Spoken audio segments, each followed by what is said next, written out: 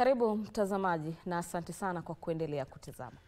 Kamati ya kushughulikia kuachiliwa kwa Stephen Bertrand Munyakho, Mkenya aliyehukumiwa kifo nchini Saudi Arabia, imesema ingali kupata mawasiliano rasmi ya kulipwa kwa shilingi milioni 129 ili aachiliwe.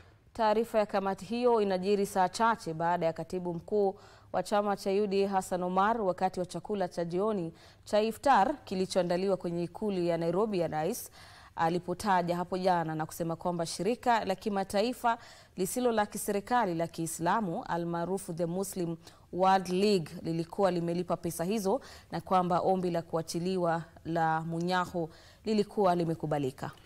Aliongeza kwamba balozi wa Saudi Arabia humu nchini na balozi wa Kenya nchini Saudi Arabia walikuwa wamethibitisha hayo. Mtazamaji, Steve ambaye ni kifungua mimba wa mwandishi wa habari mkongwe Dorothy Kweyu alipatikana na hatia ya kuua bila kukusudia mnamo mwezi Oktoba mwaka 2011, hukumu ambayo ilibatilishwa na mahakama ya Kiislamu ya sheria hadi mauaji mnamo Juni mwaka 2014.